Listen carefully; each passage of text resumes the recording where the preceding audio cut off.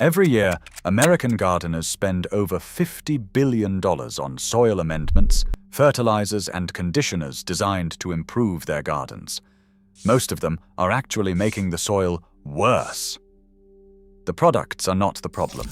The timing, the sequence, and the method of application violate the basic biology and chemistry that make soil work.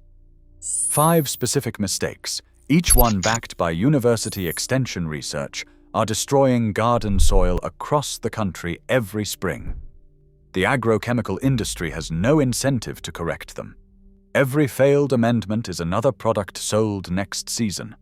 The record opens in the soil itself.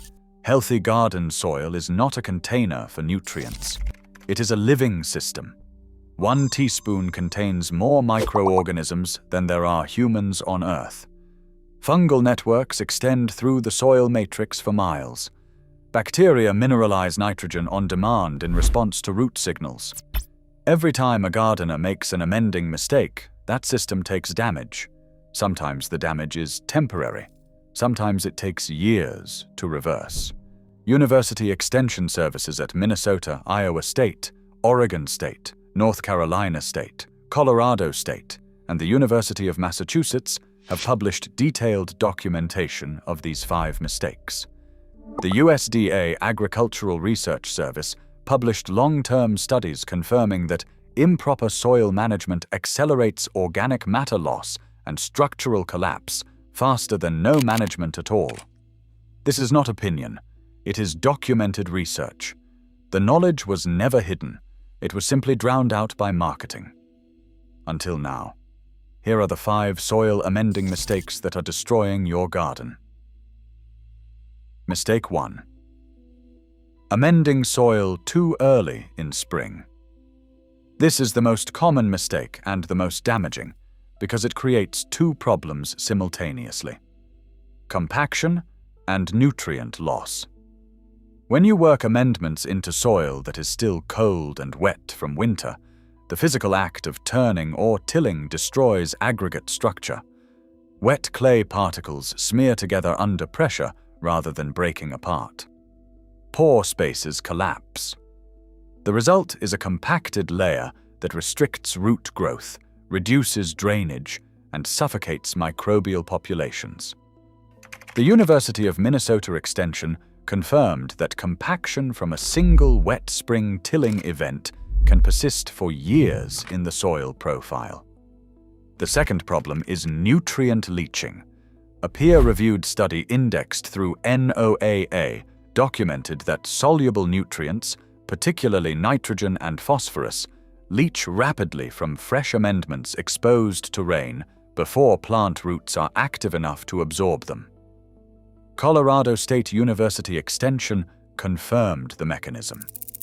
Mineralization does not begin until soil temperatures reach 50 degrees or higher. Amendments applied before that threshold sit exposed to leaching with no biological activity to hold the nutrients in place. The fix is patience. Squeeze a handful of soil. If it forms a tight ball that does not crumble when poked, it is too wet to work. Amend when soil crumbles freely, when daytime temperatures are consistently above 50 degrees, and when roots are active enough to use what you give them. Mistake 2. Not amending soil at all. Every growing season, plants extract nutrients and organic matter from the soil. Microbes consume carbon. Rain leaches minerals downward. If nothing is returned, the soil degrades measurably within a single season.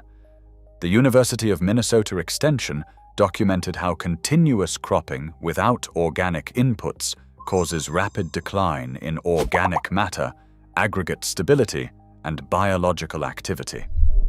A garden bed at 4% organic matter can drop below 2% within 3 to 4 years without amendment. At 2%, water holding capacity declines, nutrient cycling slows, and microbial diversity collapses. Oregon State University Extension confirmed that even soils that appeared healthy last season require annual organic inputs. The decomposition rate of organic matter in temperate garden soils runs 2 to 5% per year. Without replacement, the system erodes from the inside. The USDA Agricultural Research Service published long-term research confirming the decline accelerates as organic matter drops, because lower organic matter supports fewer microbes, which means slower nutrient cycling, which means even less fertility the following season. The spiral feeds itself. The fix is annual organic matter input. Apply 2 to 3 inches of finished compost every fall. Leave crop residues on the surface. Mulch with materials that decompose into the soil. The goal is to outpace the natural rate of organic matter loss that every growing season imposes. Mistake 3. Amending pH without testing first. This mistake locks nutrients away from plant roots even when those nutrients are physically present in the soil. It is the most chemically destructive error on this list and the most easily avoided. Iowa State University Extension published the classic nutrient availability chart. Most nutrients reach maximum availability between pH 6 and 7.5. Outside that range, nutrients lock into chemical forms roots cannot absorb. Iron becomes unavailable above pH 7. Phosphorus binds up in both highly acidic and highly alkaline conditions. Aluminum reaches toxic concentrations below pH 5. The mistake is adjusting pH without knowing where you are starting. A gardener applies lime to soil already at pH 7.2. The soil pushes above pH 7.5. Iron and manganese lock out. Plants develop chlorosis despite having plenty of iron in the ground. The gardener sees yellow leaves, assumes deficiency, and applies more fertilizer. The fertilizer does not help because the problem is not absence. It is Access North Carolina State University Extension confirmed that blind lime applications are one of the most common causes of induced nutrient deficiency in home gardens. A 2024 study by Serre and colleagues, published through PMC, documented dramatic shifts in nutrient availability and microbial community composition when pH was altered without baseline testing. Beneficial bacterial populations crashed. When pH shifted more than 1 full unit, and recovery took multiple seasons, the fix costs $15 to $20. Get a soil test from your county extension office before adding any pH amendment. If your pH falls between 6 and 7, you likely need neither lime nor sulfur. The most expensive mistake in this category is not the amendment itself. It is the cascading nutrient lockout that follows a blind application. Mistake 4. Using the wrong fertilizer at the wrong time. Plants need different nutrients at different growth stages. Nitrogen drives leaf and stem development. Phosphorus supports root establishment and fruit set. Potassium governs water regulation and disease resistance.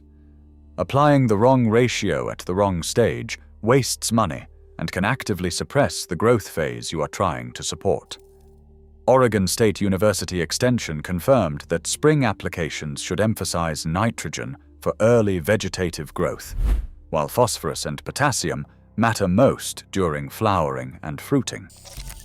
A high phosphorus fertilizer applied in early spring does little for growth and can suppress mycorrhizal colonization, the fungal partnerships that help roots access phosphorus naturally. The 4R framework, endorsed by most extension programs, summarizes the principle: right source, right rate, right time, right place. A 10-10-10 fertilizer applied uniformly across every crop, at every stage, violates at least 2 of those principles every time. A tomato transplanted in May needs nitrogen to build the frame that holds fruit in August. By July, the same plant needs potassium and calcium to set fruit and resist blossom end rot. The fix is matching the input to the stage. Nitrogen dominant at transplanting. Balanced or potassium heavy as flowering begins. Use calcium if your soil test shows low calcium or you have a history of blossom end rot. Stop nitrogen 4 to 6 weeks before the end of the season to allow plants to harden off before frost. Mistake 5. Using unfinished compost. This is the mistake that makes gardeners distrust compost entirely, because the symptoms look exactly like nutrient deficiency, even though the gardener just applied what they believed was a nutrient-rich amendment. Colorado State University Extension issued a direct warning. Unfinished compost with a carbon-to-nitrogen ratio above 30:1 causes soil microbes to consume available nitrogen in order to break down the excess carbon. This process, called nitrogen immobilization, steals nitrogen from plant roots for weeks or months. Plants turn yellow, growth stalls, seedlings fail. The gardener concludes compost does not work. The compost was never the problem. The maturity was. University of Massachusetts Extension confirmed that immature compost creates a temporary but severe nitrogen deficit that directly suppresses plant growth. The deficit can last 6 to 8 weeks in warm soils and significantly longer in cool spring conditions. The University of Georgia Extension documented the same mechanism for raw leaves, uncomposted wood chips, and half-finished material applied directly to planting beds. The test for maturity is simple. Finished compost is dark, crumbly, and smells like forest floor. You cannot identify the original ingredients. Place a handful in a sealed plastic bag for 24 hours. If the bag smells sour or fills with heat, the compost is not ready. If it smells earthy and stays cool, it is safe to apply. The fix is patience. Apply only mature compost to active beds. If you have partially finished material, apply it as surface mulch in fall. Do not work it into the soil and let it decompose over winter before the next planting season. The same material that destroys spring seedlings when mixed raw becomes the most valuable amendment in your garden when given 3 more months to finish. But it survived. The knowledge of how to amend soil correctly never disappeared. While the garden products industry consolidated around one-size-fits-all fertilizer bags, University Extension Services published the research that explains exactly how soil works and exactly when to provide what it needs. Minnesota published the Compaction research. Iowa State published the pH nutrient availability chart. Oregon State published the Gold Standard Guide on Organic Matter Management. Colorado State published the Compost Maturity Warning. North Carolina State published the Limbing and Fertilizer Timing Guides. Every one of those publications is free, publicly available, and written by soil scientists with decades of field data.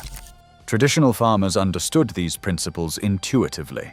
They did not amend wet soil because they worked it by hand and felt the difference.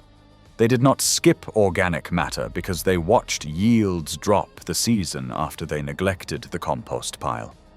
They did not change pH blindly because they observed which crops thrived in which fields. They never applied unfinished compost because they knew that hot, steaming material belonged in the pile, not in the planting row.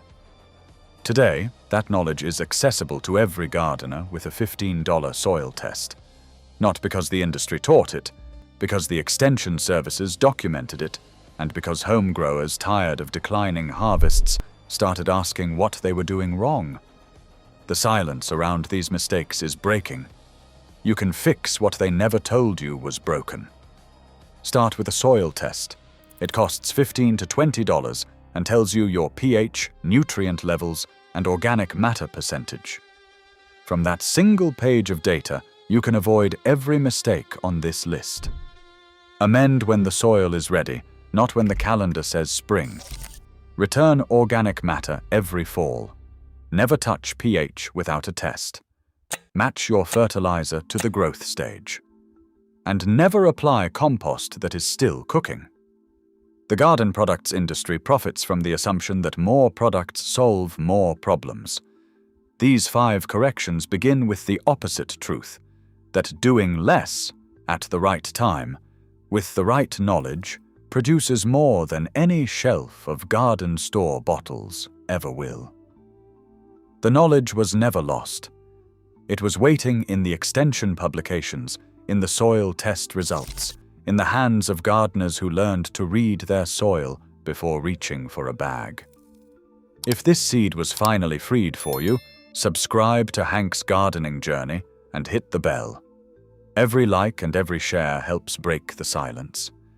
The next seed breaks free soon.